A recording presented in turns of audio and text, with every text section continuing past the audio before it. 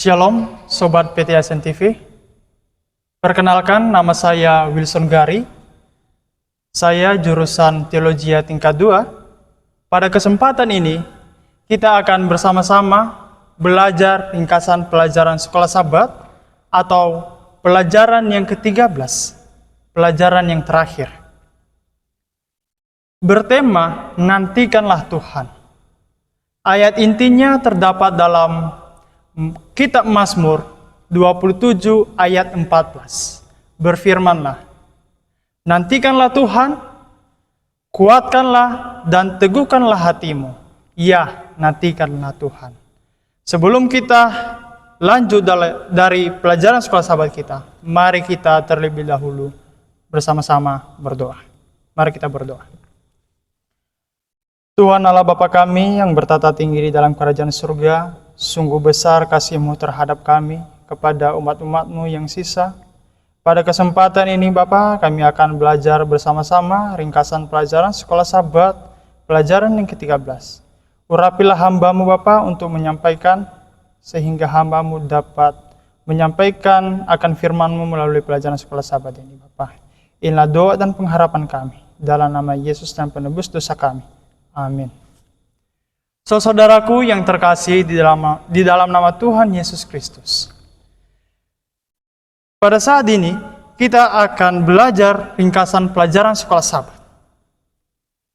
Dalam menurut pelajaran sekolah Sabat yang ke-13, dikatakan kata Mazmur yang bisa diambil dari Alkitab Mazmur ini, ya, nantikanlah Tuhan.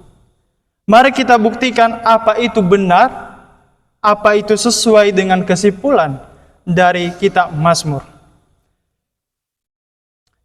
Kita masuk di hari Minggu dengan judul panggilan untuk menanti. Hal menanti atau hal menunggu adalah satu hal yang kebanyakan orang tidak sukai. Tetapi kitab Mazmur mengajak kita menantikan, menunggu Tuhan. Dalam hal apa dan mengapa kita diajak untuk menanti? Hidup adalah perjalanan. Masa lalu tidak bisa kembali. Yang ada masa depan ada di hadapan kita. Apa yang dialami para pemazmur, mereka sudah mengalami dan merasakan bagaimana keaguman kepada Sang Pencipta. Mereka juga merasakan bagaimana Tuhan mengampuni mereka. Dan mereka juga merasakan keselamatan berasal dari Tuhan. Telah diberikan kepada semua orang, kepada orang yang percaya kepadanya. Dalam perjalanan kehidupan, kerohanian, kitab Mazmur, begitu juga dalam kehidupan kita. Banyak sekali tantangan yang kita hadapi, problem-problem kita, dan banyak tekanan yang kita hadapi. Tetapi Tuhan memerintahkan kita menanti janji Tuhan. Karena janji Tuhan tidak pernah sia-sia. Dan kita tidak boleh putus asa. Karena menantikan Tuhan itu bukan hal yang sia-sia. Tetapi itu sesuatu dan keyakinan, kepercayaan, dan ditunjukkan tindakan dan iman kita. Saudaraku yang terkasih, ketika kita mempunyai iman dan ketika kita teguhkan hati kita kepada Tuhan, pasti kita tidak akan bosan untuk menanti kedatangan Yesus yang kedua kali. Kita masuk ke hari Senin dengan judul ketenangan anak yang disapi. Tetapi dari Mazmur 131 mengatakan ada ketenangan anak yang disapi ketika menantikan Tuhan. Ya. Baik dalam Mazmur 131 ini seperti anak yang disapi berbaring dekat ibunya. Ini adalah gambaran yang kuat seseorang menemukan ketenangan dalam pelukan Tuhan. Ini menunjukkan hubungan cinta seorang anak dengan ibunya. Saudaraku yang terkasih, saudaraku yang diberkati oleh Tuhan, dalam pelajaran kita, bagaimana hubungan dengan Tuhan itu sangat penting. Hubungan kita kepada Tuhan itu tidak pernah terputus, ya. Ketika kita menjalani hubungan kita kepada Tuhan, kita akan tetap, ya, teguh iman kita kepada Tuhan. Kita masuk ke hari Selasa dengan judul Bawa Berkas-berkasnya. Kita diajak untuk menantikan kehadiran Tuhan, dan kita dapat menantikannya dengan segala ketenangan. Ketenangan dari apa?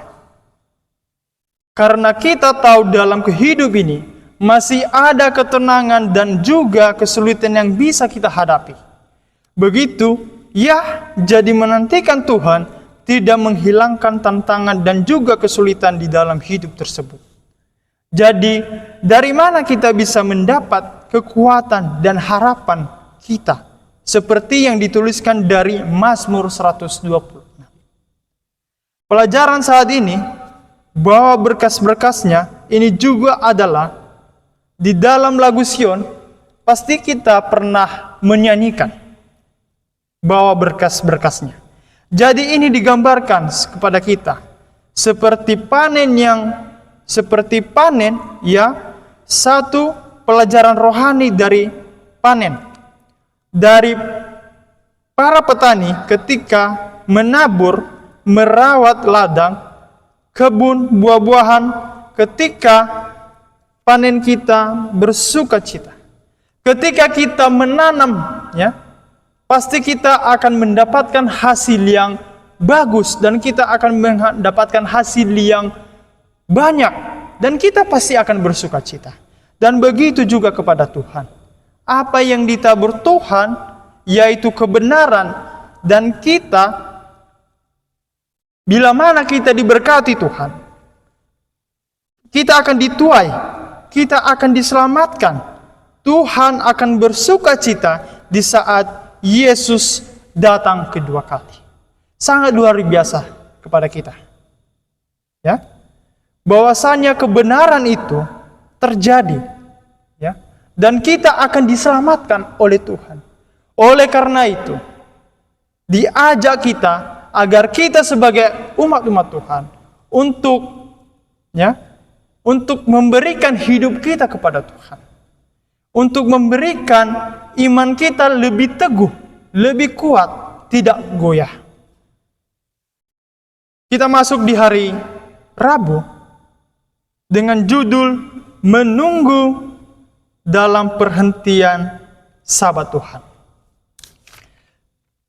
Sepertinya ada hal spesial dari hari Sabat dalam hal menunggu, dalam menantikan Tuhan.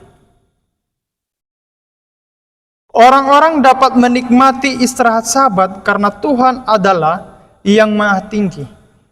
Posisi superiornya di tempat tinggi memberinya keuntungan yang tak tertanding atas musuh-musuh mereka. Ya, saudaraku yang terkasih, menantikan Tuhan di hari Sabat itu sangat luar biasa. Kita sebagai umat-umat Tuhan harus datang kepada Tuhan.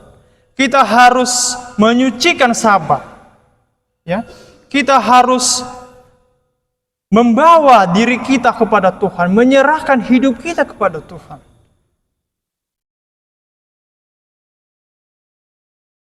Kita masuk ke hari Kamis,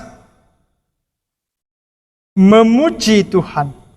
Nah, kita masuk ke hari Kamis dengan judul Sukacita Datang di Pagi Hari. Ya. Dari Mazmur 5 ayat 4 dikatakan, Tuhan, pada waktu pagi Engkau mendengar suaraku. Pada waktu pagi aku mengatur persembahan bagimu dan aku menunggu. Ya. Pagi kebangkitan Yesus Kristus membuka jalan bagi pagi kekal keselamatan Allah bagi semua orang yang percaya dalam namanya. Murid-murid Yesus mengalami kekuatan penuh dan janji dalam Mazmur. Sepanjang malam ada tangisan menjelang pagi mendengar sorak-sorai ketika mereka bertemu dengan Tuhan yang telah bangkit hanya karena perkenaan Tuhan dan kasih tanpa syarat. Tangisan kita diubah menjadi sukacita. Kita umat-umat Tuhan, kita harus bersukacita. Kita harus bersyukur segala apa yang telah Tuhan ciptakan. Segala apa yang Tuhan berikan kepada kita harus kita terima. Sebagai kesimpulan kepada kita, saya ambil dari Yesaya pasal 25 ayat ke-9. Kita menantikan kedatangan Yesus Kristus kali yang kedua. Pengharapan kita akan kedatangannya segera di awan-awan surga dengan kuasa dan kemuliaan yang besar memenuhi hati kita dengan sukacita. Ketika Yerusalem datang, mereka yang siap bertemu dengannya akan berseru, inilah yang Tuhan yang kita nanti-nantikan. Marilah kita bersorak-sorai dan bersukacita oleh karena keselamatan yang diadakannya. Jadi, kita jangan pernah takut, kita jangan pernah khawatir, dan jangan pernah bimbang. Karena keselamatan itu berasal dari Tuhan. Dan Tuhan telah menjaga kita. Inilah pelajaran ringkasan sekolah Sabat. Tuhan memberkati kita. Mari kita berdoa. Tuhan Allah Bapa kami yang bertata tinggi dalam kerajaan surga, hamba-Mu telah menyampaikan firman melalui pelajaran sekolah Sabat Tuhan. Terima kasih Bapa atas anugerah-Mu dan berkat-Mu kepada hamba-Mu sehingga dapat menyampaikan akan firman-Mu ini Bapa. Inilah doa dan pengharapan anak. Dalam nama Yesus dan penembus dosa. Amin.